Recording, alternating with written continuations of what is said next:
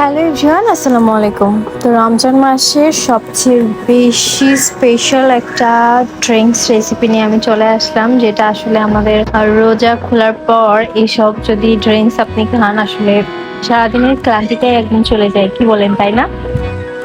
তো চলুন আজকে রেসিপিটা আপনাদের সাথে শেয়ার করি। তো প্রথমেই আমি তরমুজগুলোকে সুন্দর করে ছোট ছোট কিউব আকারে কেটে নিয়েছি, যেহেতু আমি ব্লেন্ড করব তাই।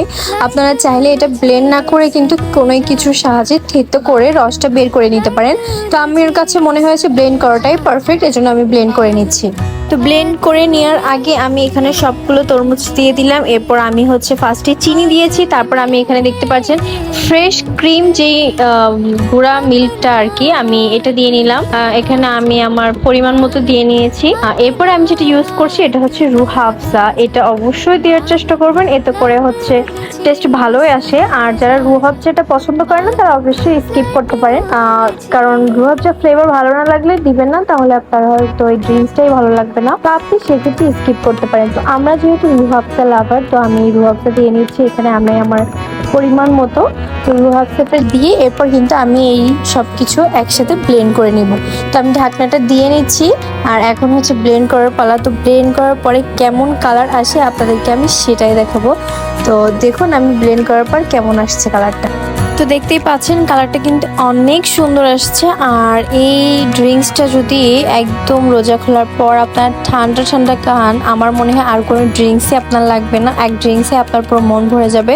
তো এখন আমরা মেন পার্টটা করে নেব। আর তার জন্য লাগবে একটা ছাঁকনি, আর একটা যে কোনো আপনি মানে পাতিল নিয়ে নিতে পারেন। আমি এখানে মেইন যে জুসটা এটা কিন্তু ছেঁকে নিব, কারণ আমরা জানি তরমুজে অনেক পরিমাণের বিচি থাকে। তো আমরা ব্লেন্ডার যখন করেছি তখন বিচিগুলা কিন্তু সাথে ছিল, আর বিচিগুলা কিন্তু ব্লেন্ড হয়ে গেছে। তো এখন বিচিগুলোর জন্য কিন্তু একটু দানা দানা ভাব থাকবে, তো এটা হলে ড্রিঙ্কসটা খেতে ভালো লাগবে।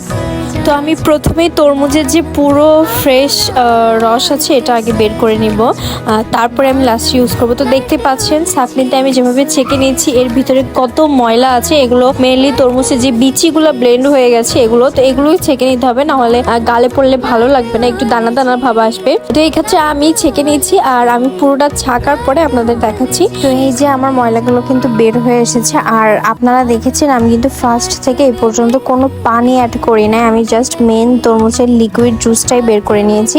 এখন আমি আমার পরিমাণ মতো যতটুক পানি লাগে ততটুক দিয়ে নিব, আর এটা আপনারা যতটুক পানি ইচ্ছা আপনাদের দিতে পারেন। তো এই দেখুন আমার পানি অ্যাড করা ডান, আর আমি কিন্তু এখানে একটা পাতিলের পুরো ভরা বানিয়ে ফেলেছি। আর এটা খেতে অসম্ভব মজা লাগে, মানে তরমুজের যারা বিচি খায় না, আমি মনে করব তাদের জন্য এটা একটা বেস্ট রেসিপি। তো আমার মতো এভাবে কে কে অলরেডি তরমুজের জুস বাসায় ট্রাই করেছেন অবশ্যই কমেন্ট করে জানাতে ভুলবেন না। তো আজকের ব্লগটা এখানেই শেষ করছি, দেখা হবে নেক্সট কোনো ব্লগে। আল্লাহ হাফেজ।